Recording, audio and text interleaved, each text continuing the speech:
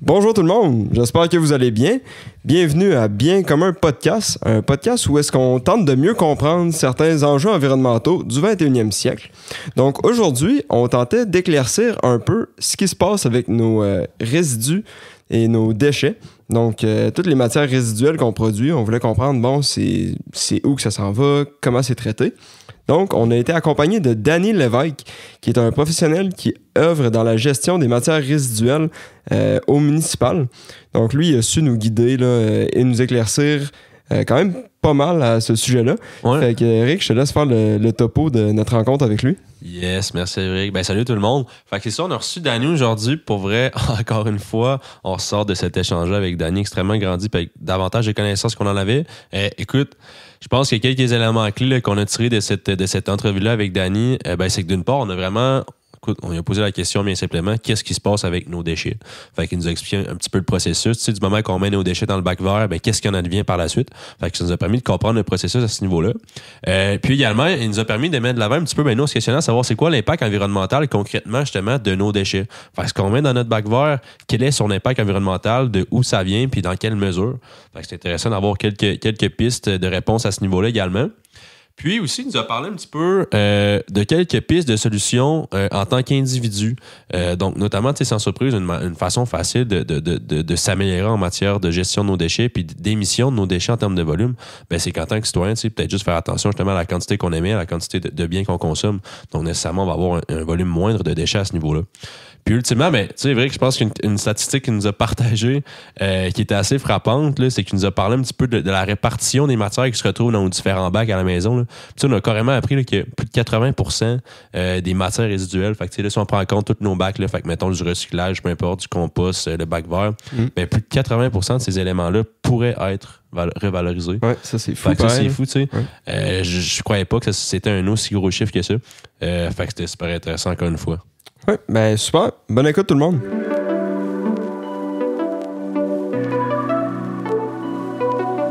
Donc, bonjour Danny, bienvenue à Bien commun podcast. Merci de me recevoir. Donc, aujourd'hui, on veut approfondir un peu les matières résiduelles. Donc, ce qu'on met dans notre bac vert, mieux comprendre, bon, ça part de où, si on le sait, mais où est-ce que ça se rend, puis c'est quoi le processus qui découle de ça? Parce que moi, j'ai des doutes. Là. Moi, je connais pas ça, là, mais moi, ce que je mets dans mon bac vert en tant que citoyen, j'ai des doutes à ce qui est fait avec, à quel point, justement, si tu tout brûlé, si tu tout enfoui. Puis moi, une pensée qui me vient en tête, c'est... Voyons, il me semble qu'à un moment donné, si on enfouit des déchets, à un moment donné, la Terre, c'est limité. Fait que, moi, je me pose vraiment des questions assez anodines à savoir justement comment c'est fait la gestion de ces déchets-là. Ouais. Fait que je pense qu'on peut commencer peut-être, on a des matières résiduelles, on a des déchets, mais c'est quoi qu'on définirait comme matière résiduelle? Oui, c'est une bonne question. Dans le fond, les matières résiduelles, ça englobe tout ce qui est généré par les ménages ou les industries, les commerces et les institutions, là, ce qu'on appelle, nous, les ICI. Okay. Ça englobe, évidemment, les déchets, les déchets ménagers comme tout le monde a à la maison, les matières recyclables, la matière organique, tout ce qui va à l'éco-centre, là, les résidus domestiques dangereux, les résidus de construction, rénovation, démolition. Donc, les matières résiduelles, c'est la grande catégorie générale. Puis après ça, on peut isoler par chaque autre sous-catégorie, si on veut, par la suite. OK. Fait que là, c'est ça. Après, on a notre bac vert, notre bac bleu, on a le compostage. C'est ça. Là, la couleur du bac va peut-être varier selon la municipalité où vous habitez. Là. Le bac de recyclage est vert dans Port-Neuf, il est bleu pas mal partout ailleurs, mais bon. OK, bon. Il y en a qui sont créatifs. Fait que concrètement, là, mettons, là, moi, là, je m'en vais, justement, je mets mes déchets dans mon bac. Là, je veux pas utiliser la couleur, mais quand même, je mets mes déchets dans mon bac de la couleur appropriée à cet effet. Ouais. Là, il y a un camion qui passe. Oui. Moi, Shaker, peux-tu nous expliquer le cheminement de ces déchets-là? Qu'est-ce qu'il en advient? Oui, contrairement à la croyance populaire, ça disparaît pas par magie une fois que ça rentre dans le camion puis qu'il l'a mangé. Il se passe quelque chose après. Souvent, c'est là que les gens s'arrêtent et se disent « ils s'en occupent ». Mais quand on voit l'ampleur du travail et les coûts qui sont associés à ça en arrière, c'est assez faramineux. Dans le fond, votre camion, évidemment, c'est un contrat de collecte que votre municipalité a donné à une entreprise. Elle va amener ça, après ça, dans son lieu de traitement. Donc, les déchets, c'est relativement simple, entre guillemets. Ça va aller directement à son lieu de traitement. Il n'y a pas vraiment d'étape intermédiaire. Il en existe, là, mais globalement, ça va se ramasser soit dans un site d'enfouissement ou à un incinérateur. OK. Donc, c'est des installations d'élimination. Il n'y a rien, il n'y a pas de tri qui est fait là. C'est brûlé et ou incinéré, là, dépendamment. Oui, ça, c'est la même chose. Brûlé et ou enfoui. Enfoui, ouais. Il n'y a aucune tentative de revalorisation qui est faite avec ça. C'est des déchets, c'est fini, on s'en débarrasse. Il y a certaines techniques qui sont capables d'aller récupérer un peu de matière organique au travers des déchets ménagers avant l'étape finale. Puis, par exemple, tout récemment, la Ville de Québec a instauré une collecte de résidus alimentaires qu'on met le sac dans les déchets. Fait qu'on va séparer ces sacs-là, mais au final, les déchets vont quand même aller à l'incinération. Fait qu'il y a une petite étape pour aller chercher une matière en particulier qu'on a mis dans un sac à part. Là, mais ça veut dire que tous les déchets doivent passer par une usine de tri. Oui. OK. Fait que ça fait quand même une étape de plus. Oui, ça, c'est la première fois que ça se fait en Amérique du Nord. C'est une technologie européenne qui fonctionne depuis un petit bout. Mais je dirais que c'est pas mal les deux seuls cas de figure là, où on pourrait vraiment trier les déchets pour aller chercher quelque chose, en valoriser une partie. Là, sinon, ça directement à l'enfouissement ou directement à l'incinération. Puis qu'est-ce qui détermine si ça va à l'enfouissement ou à l'incinération, excuse-moi, oui. Des incinérateurs, il n'y en a pas beaucoup au Québec. Il y en a un à la Ville de Québec, un à la Ville de Lévis, puis deux autres dont la localisation spécifique m'échappe. Mais la grosse majorité, c'est à l'enfouissement. Donc, c'est des décisions qui ont été prises par le passé, surtout dans les années 60-70, qu'on avait le droit de construire des incinérateurs. De nos jours, pas sûr que ça sera accepté, mais parce que c'est des coûts aussi qui sont très, très, très, très élevés. Là. Donc, on y va surtout par une méthode classique, on va dire, qui est à l'enfouissement, là, dans un lieu d'enfouissement technique. C'est son nom. Puis là, l'enfouissement, ça, est-ce que c'est des terrains? J'imagine que c'est des terrains assez vastes. Ça doit occuper beaucoup de place. Ça doit prendre de la place. Là. Oui, c'est immense, ça prend beaucoup de place. Est-ce que c'est des anciennes mines qu'ils utilisent pour remplir le trou de la mine ou c'est des terrains aléatoires? Ça serait J'aime ton optimisme à réemployer des lieux désaffectés, mais malheureusement, ça ne marche pas tout à fait comme ça.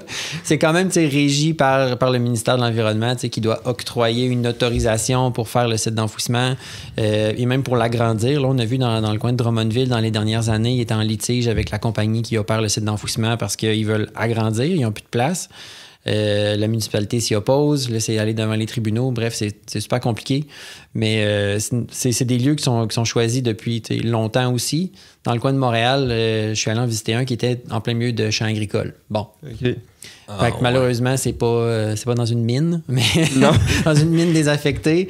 Fait que faut s'assurer aussi que nos cellules, parce que c'est rempli par cellules, soient vraiment bien scellé. Donc, il y a toute une série d'étapes là, d'ingénieurs qui viennent superviser ça avec des membranes. Tout ça. Parce qu'avec la pluie, sinon, tu peux venir contaminer les sols. C'est ça. Fait que là, on va chercher notre jus de poubelle qui percole. Là. Puis là, il faut faire un traitement des eaux aussi. Donc, on a une mini station de traitement des eaux pour traiter le Lixivia, qu'on appelle, là, qui est le nom commun du jus de poubelle. Il faut traiter ça comme ça. Oui, c'est ça, ça le rend quasiment cute. Là. Fait que c'est beaucoup de traitements, beaucoup de terrain, c'est des coûts aussi. Là. C'est beaucoup d'argent qui est relié avec ça. Là. Mais c'est beaucoup de manipulation, d'opération pour juste finalement se débarrasser de nos quand même. Fait que là, il faut que les camions aillent se vider. Souvent, on fait pas ça en plein milieu d'une ville non plus. Là. On s'en va en dehors de la ville, dans les banlieues, on va porter ça là. Si je vous demande si vous avez envie d'avoir ça chez vous, là, dans la cour ici, là, le pas dans ma cour est assez fort là, avec un site d'enfouissement. Ça pue, il y a de la vermine. T'sais, à ce point-là, si tu le sens... quand tu es sur le site, oui. Okay, ouais. Mais c'est pour ça que c'est souvent dans des lieux qui vont être un petit peu plus isolés. Là, Puis, mettons, nous, on est à Québec. Là, à Québec, où sont les sites d'enfouissement? Là, on a l'incinérateur de Québec qui a son utilité aussi, qui réduit énormément le volume de la matière. Donc, jusqu'à tout récemment, c'est les cendres de l'incinérateur qui étaient premièrement démétallisées de l'autre bord du fleuve chez AIM pour enlever tout ce qui est métallique puis valoriser le métal qui peut rester. Puis ensuite, les cendres prenaient le chemin du site d'enfouissement qui est à Saint-Joachim. Là, quand on monte la grande côte de Cap-Tourmente, sur la côte de Beaupré, à un moment donné, à gauche, c'est là. Mais depuis quelque temps, on se sert de ces cendres-là pour faire du recouvrement journalier dans les autres sites d'enfouissement. Donc, à l'heure actuelle, on n'enfouit presque rien. Mais du recouvrement journalier, c'est quoi ça? Oui, c'est ça. Quand si on revient en arrière à notre site d'enfouissement, là, nos camions se déversent, puis à la fin de chaque journée, il faut recouvrir la couche de déchets. On peut pas laisser ça à l'air libre. Là. Ouais. Fait qu'on va avoir au lieu d'acheter du recouvrement journalier, ben on va valoriser, par exemple, les cendres de l'incinérateur ou quand on a plein de matières en vrac, des encombrants, des bancs de voiture, des affaires de même, ben on peut faire un fluff qu'on appelle. Là. C'est broyé en petites particules. Okay. On peut mettre ça comme recouvrement à la fin de la journée là, pour comme fermer notre portion de cellules actives. Pour que ce soit comme hermétique, si tu veux, pour pas justement qu'il y ait des émanations. Pour capter, pour garder un peu là, les odeurs, éviter aussi les goélands, les ours qui pourraient venir, puis toute la faune. Là. Ah ouais. Puis ça se fait comment, ce recouvrement-là? C'est un camion? Oui, c'est des loaders là, qui viennent étendre ça là, à la fin de la journée. C'est de la grosse machinerie. Là. Puis moi, j'ai une question au niveau plus impact environnemental. Là, bon, là, moi, ce que j'ai à comprendre, nos déchets, bon, ils partent par camion. Ça, c'est l'étape qu'on voit de nos yeux en tant que citoyens. Après ça, c'est mis dans un trou, entre guillemets. C'est ça. Quels sont les impacts environnementaux? Tu sais, là, tu dis qu'il y a un traitement des eaux qui doit être fait pour s'assurer de contenir, si tu veux, notamment les lixiviats, je pense que tu as appelé. Mais quels sont les impacts environnementaux de ça? Est-ce que justement, il y a des émanations? As-tu des fuites par rapport à ces... ben là, je ne veux pas utiliser le terme dépotoir, là, je sais pas si c'est le bon terme. C'est un site d'enfouissement. C'est un lieu d'enfouissement technique là, de son petit nom très normé par le ministère. Okay. Ben, c'est sûr que la meilleure façon de ne pas avoir d'impact environnemental, c'est de ne pas créer de déchets. Bon. Maintenant qu'on n'est pas capable de faire ça à grande échelle en tant que société. Bon. Tu sais, tout a un impact. Là. Le bon vieil adage qu'on fait pas d'omelette sans casser des œufs, ben, c'est la même chose. Fait que là, ben, on va prendre une terre qui, une fois qu'elle va être finie d'être remplie, que le site d'enfouissement il est plein, mais tu fais plus rien à vie avec ça. Là. C'est contaminé. Même s'il y a des membranes étanches, ben, dans 100 ans, ça va-tu encore l'être? C'est censé durer longtemps. Combien de temps là, exactement? Je peux pas vous dire. Là. Mais est-ce qu'éventuellement, ça va finir par percoler dans le sol, contaminer les eaux souterraines? Faut que notre traitement des eaux soit efficace aussi parce que ça, c'est relâché juste en ruissellement dans la nature une fois là, que c'est traité. Fait il y a tous ces impacts-là. Ça nous laisse une espèce de passif environnemental qui va toujours être là, des terrains qu'on peut rien faire avec parce que c'est rempli de déchets. C'est fou, hein? Puis là, lorsqu'on brûle les déchets, ça part dans l'atmosphère, puis c'est une autre source, j'imagine. Ben c'est ça. Fait que là, on n'a pas le méthane, par exemple, de la digestion, on va dire, de la décomposition sans oxygène qui peut avoir lieu dans les sites d'enfouissement, mais on brûle toutes sortes d'affaires. Parce que les gens nous envoient toutes sortes d'affaires aussi là, dans les déchets. Fait que s'il y a plein de produits chimiques, ben on les brûle aussi. C'est sûr qu'il y a une série de filtres aussi là, pour les contaminants. C'est brûlé à très haute température pour brûler le plus de contaminants possible. Mais plus on brûle de cochonneries, ben on fera pas de miracle. Là. Ça se peut qu'il y ait des dépassements de contaminants dans l'atmosphère après ça. Si c'est l'incinération, ben l'enfouissement n'est pas nécessairement mieux. Là. OK. Puis je me souviens dans notre épisode sur la mode, on a fait un épisode sur l'industrie de la mode. Et Abby Marino, ce qu'elle nous disait, c'est que des fois, les vêtements sont envoyés dans des pays sous-développés. Donc, ils prennent l'avion ou le bateau, puis ils s'en vont se faire... ils s'en vont là-bas. Ça, est-ce que c'est fait avec d'autres types de déchets ou c'est seulement fait pour les vêtements? En ce qui a trait aux déchets, là, vraiment, les ordures ménagères, c'est pas envoyé ailleurs, c'est traité ici.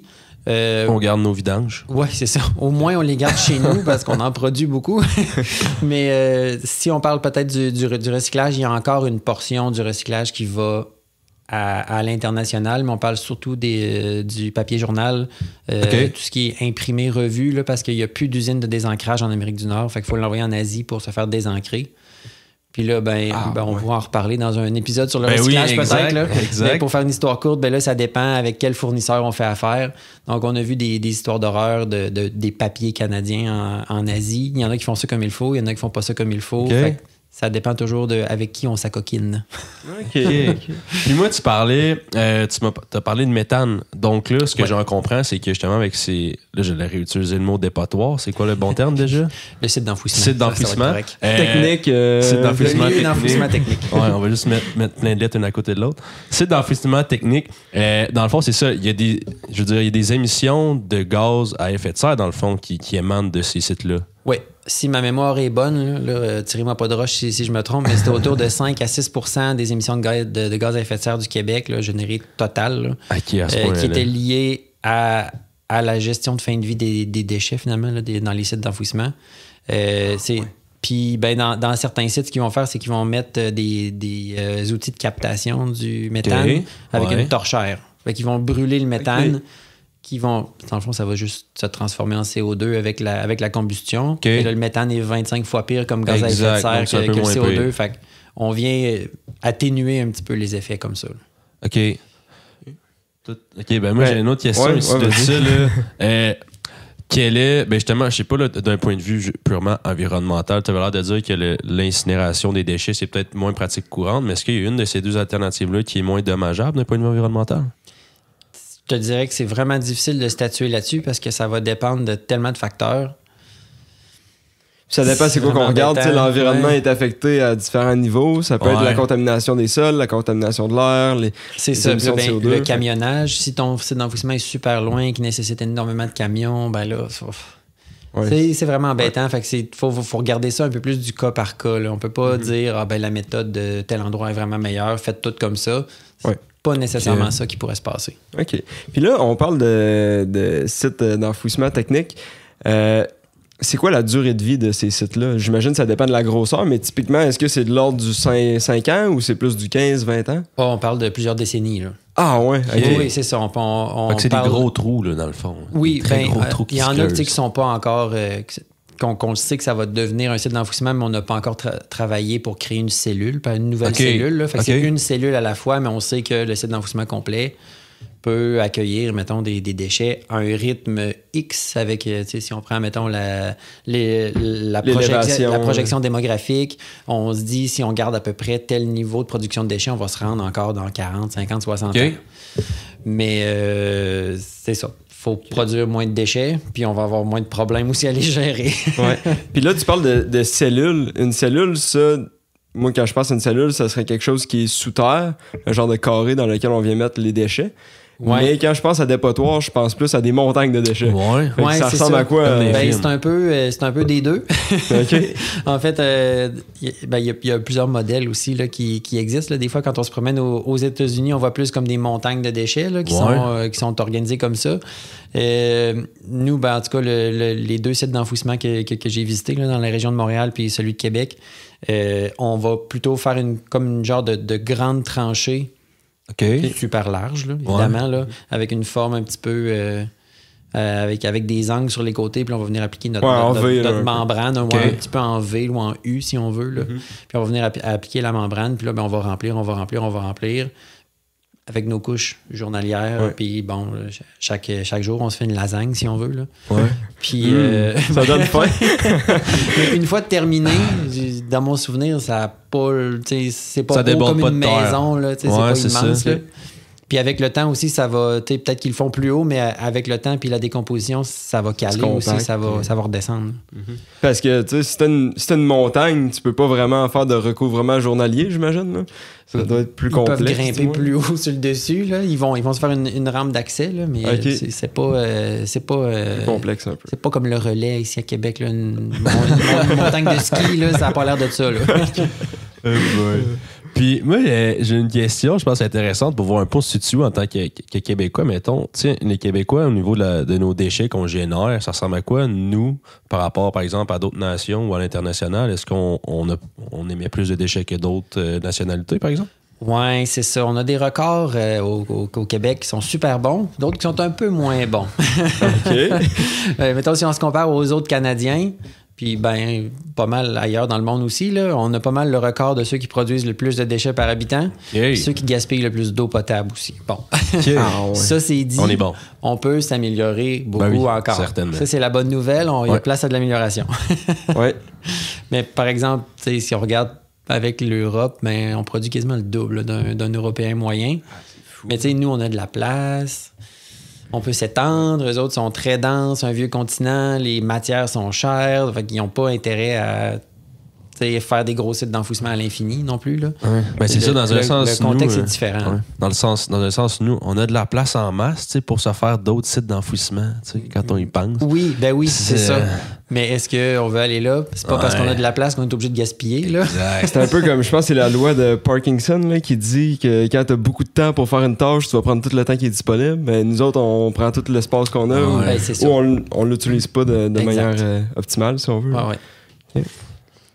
Puis, Ouais, mais un peu dans la même veine, on produit beaucoup de déchets, mais notre production de déchets, en ce moment, si on regarde sur une période de 15 ans, par exemple, est-ce qu'elle augmente? Est-ce qu'elle diminue? Est-ce qu'elle reste constante? Ça augmente.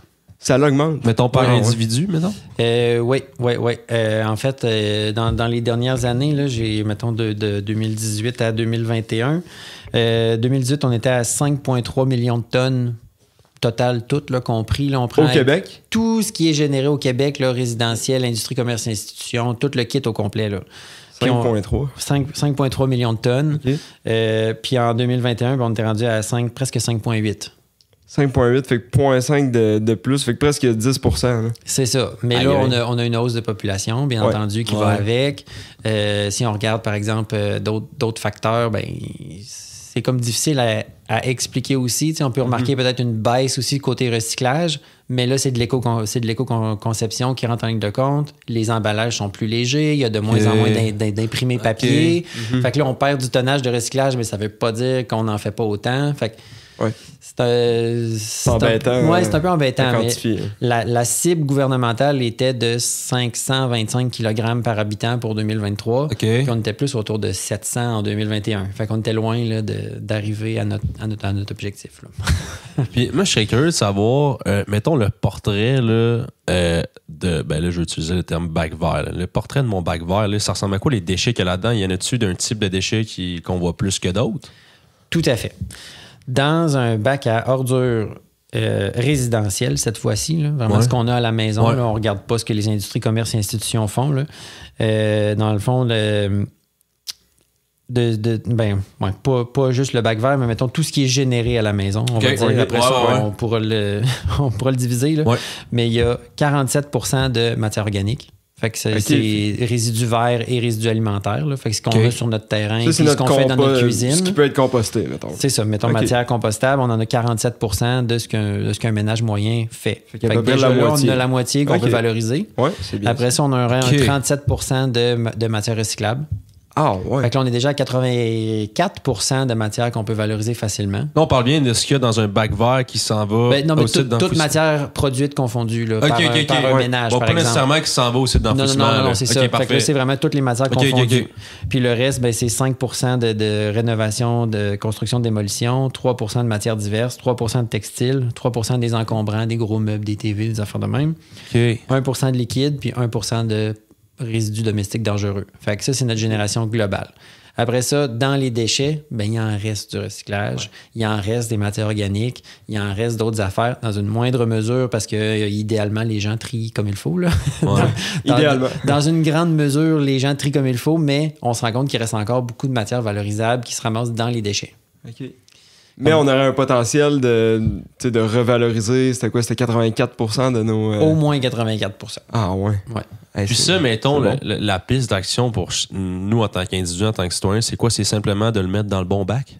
Il faut s'informer. Le mettre dans le bon bac, il faut savoir c'est quoi que notre bac bleu il mange, c'est quoi que notre bac vert il mange. Fait qu'il faut s'informer un peu. Mais effectivement, que dans nos gestes de tri, c'est vraiment là parce qu'on est rendu à l'étape de traitement. Là, le geste citoyen, il est déjà fait. Il est trop dur à rattraper. S'il reste beaucoup de carton dans l'enfouissement, moi, je peux pas aller le chercher. Ça part de nous autres. Il va être contaminé par plein d'autres matières. Il va être complètement fini. Fait que je peux même pas le recycler. Il est trop en mauvais état parce qu'il a passé un long séjour dans les déchets, par exemple. Les contenants de plastique, c'est la même chose. Si vous les mettez aux déchets, on ne peut plus récupérer ça après. Là, c'est fini. Là. Fait que c'est vraiment de trier au bon endroit. Mais surtout et avant tout, c'est la réduction. Souvent, mais concrètement, je sais pas, dans ma vie courante, réduire mes déchets. Là. Peux-tu me donner un exemple, le meilleur figuré? Là, c'est quoi? Comment je modifie mes habitudes, mettons? Écoute, là, tous les capitalistes vont se mettre à me tirer des roches, là, mais vraiment, c'est dans la consommation, puis surtout dans la surconsommation. Depuis la pandémie, là, les boîtes de carton avec Amazon, là, tabarnouche, c'est en demande. Fait que là, c'est une matière qui a pris de la valeur dans nos centres de tri du Québec parce que on a besoin de carton puis on veut refaire du carton recyclé avec le carton. Fait que la boîte de carton, elle vient avec son papier bulle. J'ai déjà reçu une carte cadeau qui avait du papier bulle. Fait que là, il y a plein d'options de suremballage. Fait que c'est plate, mais le consommateur a tout le pouvoir entre ses mains. Mais là, tu sais, je dis ça, mais c'est dur à faire. Ouais, là. c'est ça. Quand on va chez Costco, on va pas le nommer, là, tu sais, quand on a une famille puis qu'on s'en va chez Costco, ben on revient à la maison puis de l'emballage, des boîtes, des trucs de plastique, on en a. Imaginez-vous aller tout chercher ça en vrac là, à l'épicerie. C'est peut-être pas à la portée de tous. C'est ça. Ouais, c'est ou on n'est pas encore rendu là en tant que société. Là. Peut-être qu'on va. C'est ça. Fait que, tu sais, moi, je dirais commencer tranquillement. Là. Essayez pas de devenir zéro déchet du jour au lendemain. C'est voué à l'échec. Commencez tranquillement par des choses qui sont réutilisables. Dites de refuser quand vous êtes au restaurant les pailles. On n'est pas gériatrique plus dedans. On est encore capable de boire sans paille. Là, ça a une utilité justement dans les CHSLD pour les personnes malades. J'ai rien contre ça. Mais la plupart des gens n'ont pas besoin de paille pour boire. Là. Fait que ça, c'est juste un article que même si on le remplace, il est inutile. Ouais. C'est vrai. T'as beau remplacer par une paille en inox, mais quand même inutile ta paille. Là. Fait que c'est juste de réfléchir et d'essayer de réduire par des petits gestes au quotidien. Puis à un moment donné, si tout le monde s'essaie un petit peu, là, ça va faire une grosse différence. Ben, ça revient à nos habitudes. On a l'habitude d'aller au restaurant, on se met une paille dans notre verre. Fait que moi, j'y pense même pas, mais la paille est dans mon verre. Fait que je vais continuer de prendre une paille dans mon verre, tu sais. Ou sinon, c'est plus facile pour moi d'aller à l'épicerie, c'est déjà emballé, j'ai pas besoin de poser l'action, de le mettre dans un sac. Ben moi, le premier, tu sais, j'ai tendance à choisir cette option-là parce que c'est facile, ça me fait sauver du temps, des efforts. C'est ça. Fait que c'est un changement d'habitude, c'est un changement dans la façon que les choses sont faites. Mais, tu sais, dans l'optique des 3 RVE, là, la réduction, le réemploi, le recyclage, la valorisation et en dernier lieu, l'élimination, ben, tu sais, dans nos R qui viennent avant le recyclage, on a, réduction et réemploi, mais on a aussi refuser, revendre, réparer. Une série de R qui peuvent arriver avant qu'on se départisse d'une matière, puis qu'elle devienne un résidu ultime ou qu'on l'envoie au recyclage. Ouais. Ben, tu vois-tu, je pense justement, au lieu de penser à se départir, je sais pas, d'un quelconque équipement qu'on a chez nous, juste penser à le mettre sur Kijiji, sur Marketplace, le revendre, ça évite des petits comportements qui te permettent de faire de l'argent, puis en plus d'éviter que ça s'en aille tout de suite, justement, au site d'enfouissement. C'est ça, il y a plein d'initiatives qui existent. Il y a le Partage Club maintenant, je pense que tu payes un petit frais, là, une couple de piastres par année. Puis là, ben, t'es mis en relation avec tous tes voisins juste pour se prêter des affaires. T'es-tu obligé d'avoir une perceuse que tu vas te servir une fois en 20 ans pour faire ton patio? Va en louer une ou justement, fais-toi un réseau d'échange avec ton milieu. Il y a plein de façons de réduire. Il faut juste chercher un peu, prendre le temps, choisir quelques actions qui sont facilement réalisables pour nous. Puis, tranquillement, en faire un petit peu plus à chaque fois, à chaque année. On se dit, bon, ben là, je pourrais peut-être abandonner telle affaire. Puis c'est sûr que ça prend toujours plus de temps à faire ça. T'sais, Eric, tu l'as dit, là, des fois, on fait le choix facile, puis on sauve du temps, mais à un moment donné, je pense qu'il faut arrêter d'accorder tant d'importance à notre temps. On n'est pas si important que ça. Puis des fois, se dire, bon, ben regarde, je vais prendre le 5 minutes de plus pour faire un bon geste, une bonne action, ou faire mon tri. Tu sais, la planète va en bénéficier. Puis nous, au final, ces 5 minutes-là, ben, on va peut-être pas l'avoir mis dans des activités le fun ou dans quelque chose d'important pour nous, mais au moins, ça va avoir été important pour le futur, là, puis les prochaines générations. Pour les autres. C'est ça le but aussi. Là. Exact, ouais. Okay. Voyons, moi j'avais une question. Ah oui, c'est ce que, mettons, là par expérience, là, si t'as pas la réponse, tu l'as pas, là, mais est-ce qu'il y a, mettons, il y a une bête noire pour un site d'enfouissement, là, est-ce qu'il y a quelque chose qu'on veut pas qu'il se rende au site d'enfouissement, mettons? Ben, de manière générale, il y en a plein, là, mais vraiment de quoi d'épouvantable. Moi, c'est sûr que ce qui me vient en tête, c'est tout ce qui est produits chimiques. Ce qui devrait aller à l'éco-centre, normalement. Oui, c'est ça. Ce qui aurait pu être tu sais, pas désamorcé, là, mais ce qui aurait pu être neutralisé de manière sécuritaire avec, quand on va porter ça, mettons, à l'éco-centre, si on a plein de cannes, là, des aérosols, tout ça, ils peuvent broyer ça dans un bassin d'eau, après ça, filtrer l'eau, traiter l'eau, récupérer le métal, tout ça est traité ou éliminé de manière sécuritaire. Tandis que dans un site d'enfouissement, ben, c'est là pour toujours. Puis comme je dis, c'est étanche tant que c'est étanche. Après ça, ben, ça rentre dans nos nappes d'eau souterraines, dans les rivières. Ça contamine la faune, la flore. C'est pas... Ouais. Ça peut aller loin, là, avec le ruissellement, puis justement, ça s'en va dans un cours d'eau. C'est ça, ça peut aller loin aussi. OK, super. T'avais-tu une autre question, Eric? Non, je te laisse y aller. OK. Ben, tantôt, on parlait, plus au début du podcast, on parlait de coûts. Coûts d'exploitation, coûts d'opération, tout ça. On a-tu une idée, un ordre de grandeur de c'est quoi les coûts pour une municipalité donnée ou ça ressemble à quoi? Oui, ben ça va varier, encore une fois, beaucoup de l'offre de services de la municipalité côté gestion des matières résiduelles. Ouais. Mais ce qui est normé par le ministère de l'Environnement, c'est on a une redevance à l'élimination qu'on est obligé de payer. Donc, toutes les municipalités doivent faire une déclaration pour chaque tonne qui élimine. Là, en date du 1er janvier 2024, c'est rendu à 32 $ la tonne. 32 $ la tonne? Oui. Okay. Attends, ça, c'est ce qu'une municipalité doit payer à qui? Au ministère de l'Environnement. OK. Puis après ça, ben là, faites le calcul rapide, là, 32 $ la tonne fois 5,8 millions ouais, de ça fait un tonnes, petit peu de dollars. Ça fait un bon magot. Ouais, c'est ça. Bon, ben là, après ça, il y a le programme de redistribution des redevances des déchets. Fait qu'une municipalité qui va être performante de manière globale dans ses matières résiduelles, qui va moins enfouir ou ben, moins éliminer puis plus valoriser, va récupérer une partie de l'argent des autres municipalités qui ont pas bien fait ça, finalement. OK. Donc, il y en a qui payent pour les autres, puis il y en a qui en profitent. Puis, en parallèle aussi, on a, ça, on pourra peut-être en reparler avec les matières recyclables, mais on a aussi beaucoup de régimes de compensation là, pour les matières recyclables qui est payé par les industries qui mettent en marché les matières recyclables. Ça, moi, c'est flou. Tu veux dire quoi par ça? Ben, dans le fond, c'est Éco-Entreprise Québec qui a été nommé par le gouvernement pour agir en tant qu'agent de liaison entre le ministère et les entreprises. Fait que, mettons, quelqu'un, on va prendre Danone qui fait du yogourt. Là. Ouais. Lui, chaque fois qu'il met un pot sur une tablette, il paye un frais pour le pot. OK. Les imprimeurs, un genre de consigne un peu? Oui, ou un genre d'éco-frais, si on veut. Là. Ouais. Les imprimeurs qui mettent en marché les imprimés, les journaux, tout ça, ils payent la même chose. Les emballages, ils payent la même chose. Fait qu'à chaque fois qu'ils mettent de quoi en marché, ils doivent payer un éco-frais. Tout ça est centralisé chez Éco-Entreprise Québec. À la fin de l'année, la municipalité a dit « Moi, j'ai été performant, j'ai valorisé, par exemple, 88 % des matières qui sont rentrées dans mon centre de tri. Ben, on se fait rembourser 88 % de nos frais de tri, transport, conditionnement et, il m'en manque un, collecte. OK. Fait qu'une municipalité qui ne recycle pas de nos jours, un conne. Ça coûte cher. C'est impossible, là, parce que là, tu vas rechercher de l'argent avec le gouvernement, ils vont te rembourser presque la totalité de ce que ça te coûte, si tu es performant, bien entendu. Fait qu'il n'y a pas d'avantage à ne pas le faire, puis il y a beaucoup d'avantages à se forcer à être meilleur.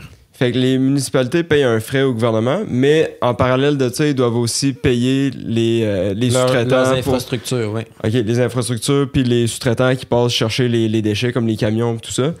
Ouais. On sait-tu combien ça coûte, ça? Mettons qu'on veut dire un coût par personne. Là, moi, combien ça me coûte par année, la gestion des déchets? Ça, c'est sur le compte de taxes municipales. Il y a toujours une ligne à part pour la gestion des matières résiduelles. Puis c'est un prix par porte. Là. Ça peut peut-être varier selon les municipalités, mais on est autour de... mettons, je prends chez nous, dans Portneuf, je pense que cette année, je suis à 187 $ la porte, dans le fond. Pas par personne, mais pour par la adresse, famille. si on veut. Ouais. Fait que ça doit varier autour de ça là, pour pas mal de municipalités. Là. Fait entre 150 et 200, on va dire, là, c'est pas mal le range. Puis, ben, tu sais, le coût de traitement à la tonne aussi de la municipalité avec ses installations, bon, ben, le coût il des essaie opérations. de balancer tout ça parce qu'on veut pas perdre d'argent non plus. Là. Fait qu'il faut que ce soit... faut qu'on arrive kiff-kiff. Là. Fait que ça coûte tant, ben on va charger tant. OK. Moi, ben écoute, j'avais aucune idée qu'il fallait payer pour justement disposer de nos déchets. Là. Ben, ça fait du sens parce que c'est un service que la ville nous offre. Non, mais je te parle pas en tant que citoyen, mais justement que la municipalité doit payer au ministère des tels montants parce que, comme tu dis, c'est quoi, 32 $ la tonne? Quelque chose du genre, fois des millions de tonnes? Oui, c'est ça. C'est vraiment un petit peu beaucoup de dollars. Là. Puis même le 187, je sais pas, il y a combien d'adresses juste à Québec, là, mais en tout cas, on est... Tu sais, la ville de Québec, j'ai aucune idée combien d'adresses il pourrait avoir, mais ça doit quand même faire un bon... Ben, ça coûte cher aussi. Somme, là. Dans les contrats de collecte, pour des grandes villes comme Québec, Laval, Montréal, ça chiffre en dizaines de millions. Là. C'est genre 10, 20, 30 millions si on veut. Là. Ouais. C'est fou. Pour les collectes. Fait que, ben, mettons toutes les collectes. Là. Dans la tête des gens, moi, mettons, justement, c'est moment que je mets mon déchet dans le bac vert, mais c'est fini, j'y pense plus. Là. Non, c'est ça. Ben, c'est tout l'argent, l'effort, la gestion qui est mise juste à justement disposer de ça de manière moindrement responsable. Ça demande des ressources humaines, matérielles, financières énormes. Là. Puis tu sais, c'est de l'argent collectif. Là. Fait que, si tout le monde se force, ben, tout le monde est gagnant. Ça, c'est certain. Fait qu'il faut juste se rendre compte de ça. C'est pas un si gros effort que ça. Là. Je veux dire, ça dépend à quelle mesure on le fait. Mais je suis un peu biaisé. Mais en tout cas, au moins, on a des outils à notre disposition, là, que ce soit justement la possibilité de faire du recyclage, de faire du compostage maintenant. Nous autres, on a ça à la Ville de Québec, fait que c'est le fun. Puis après, ça serait de réduire notre consommation générale. Là. C'est la meilleure option.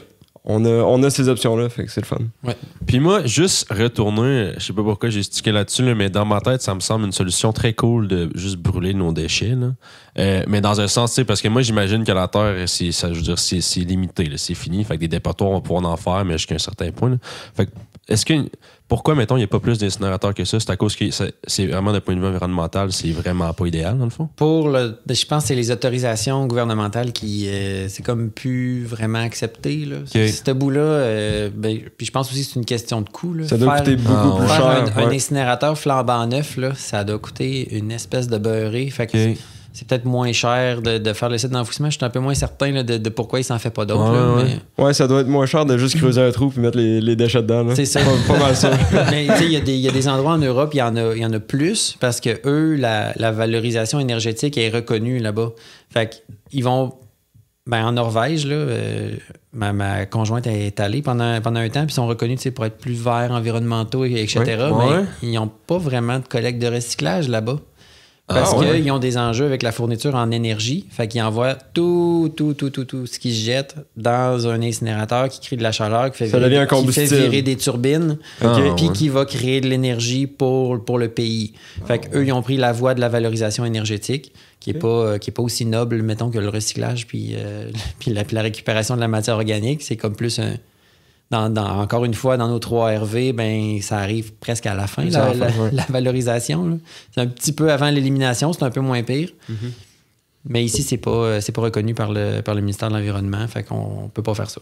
OK. Puis là, on parle de la Norvège qui a cette approche-là. Est-ce qu'il y a d'autres pays ou d'autres villes qui ont différentes approches? Y en a-tu des bonnes? Y en a-tu des moins bonnes? Ça ressemble à quoi, ce qui est fait ailleurs? Je te dirais que c'est une question de contexte. Il y a beaucoup de places en Europe, là, je pense que c'est la Belgique ou en France, en tout cas dans plein de pays européens, ils ont comme 5 bacs dehors. Ils ont 5 couleurs de bacs. Ils ont le jaune, le bleu, le rouge, le vert, le gris. Ouais, c'est ça. Fait que là, eux, ils vont séparer, par exemple, papier-carton, plastique métal, le verre, la matière organique, puis les déchets. Fait qu'ils vont tous séparer ça.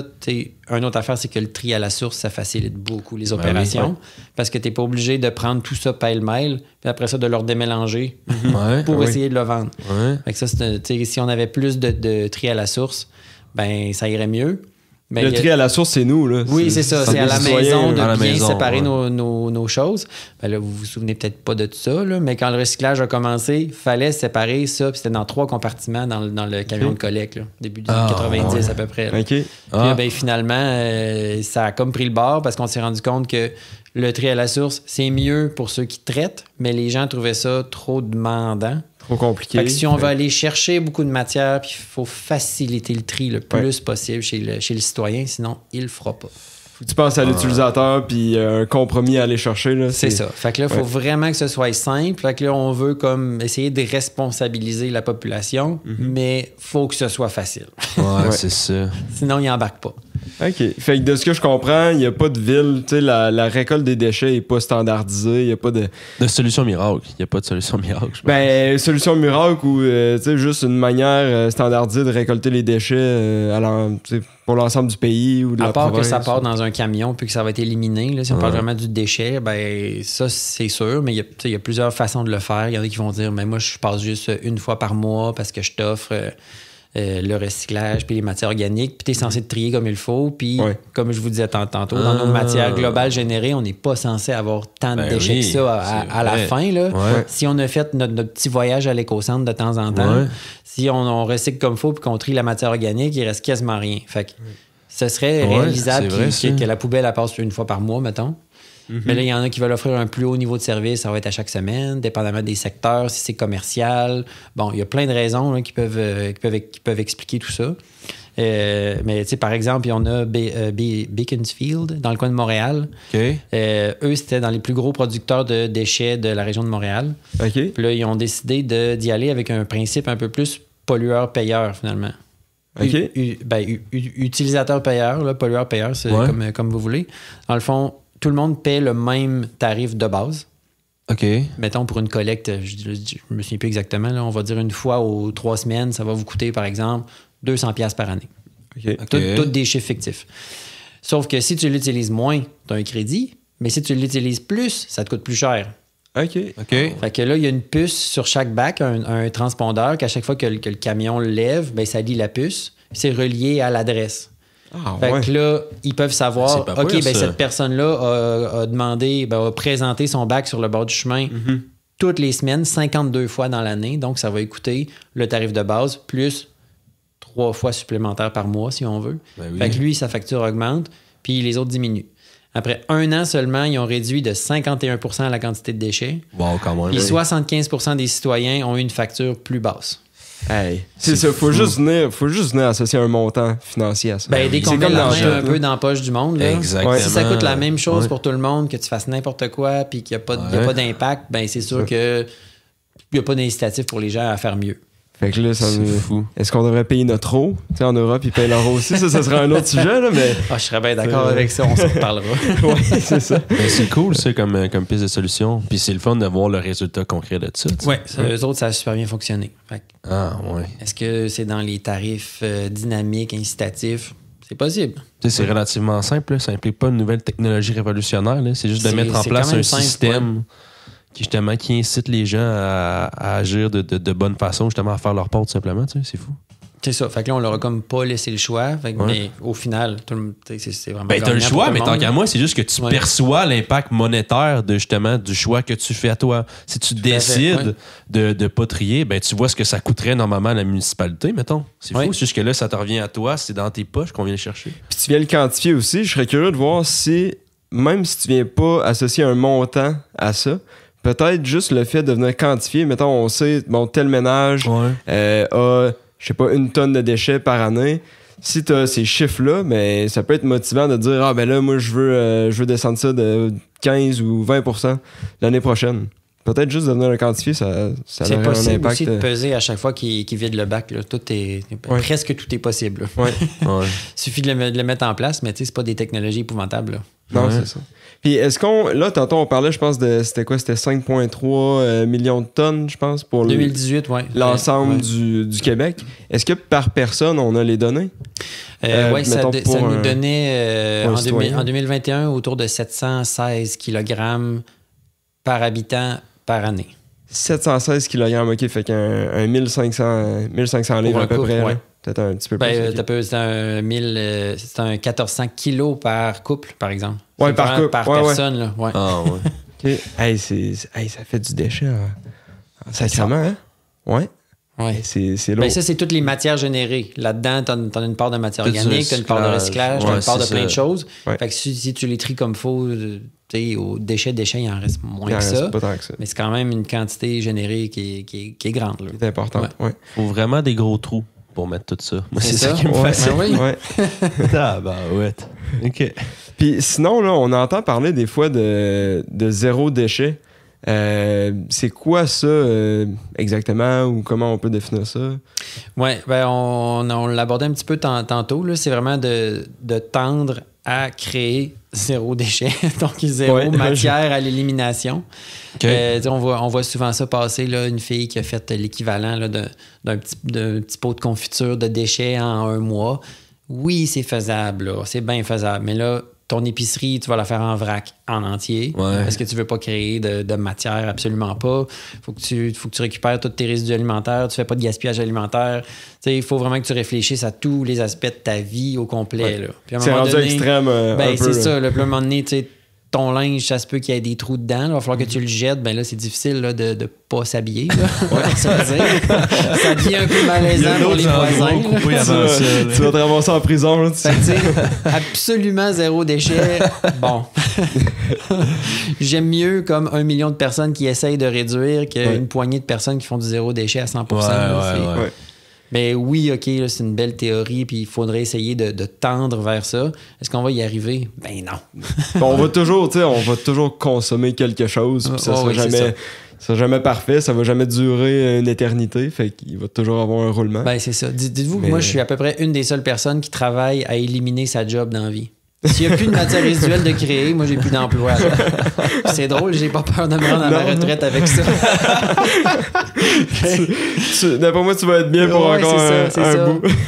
J'aimerais ça qu'il n'y ait plus de déchets. Là. Ben là, je perdrais ma job, mais en tout cas, je trouverais autre chose. Là. si je réussis à accomplir ça dans ma vie, c'est correct. J'accepte de perdre ma job. Parfait. Fait que sur ça, on va te souhaiter de perdre ta job. Merci beaucoup. C'est mon souhait le plus cher. Non, mais sincèrement, sur cette excellente blague, pour vrai, ben merci, Danny. Puis moi, ouais, écoute... Ça faisait le tour de nos questions. Puis ouais. on en a ratissé large quand même. Puis on verra, là. On a seulement abordé les déchets en tant que tels, mais il y a aussi tout le recyclage puis le compostage. Donc, ça sera peut-être pour un autre épisode. Yes. Invitez-moi quand vous voulez. Sincèrement. Ben, merci beaucoup, Danny. Yes, merci d'avoir écouté.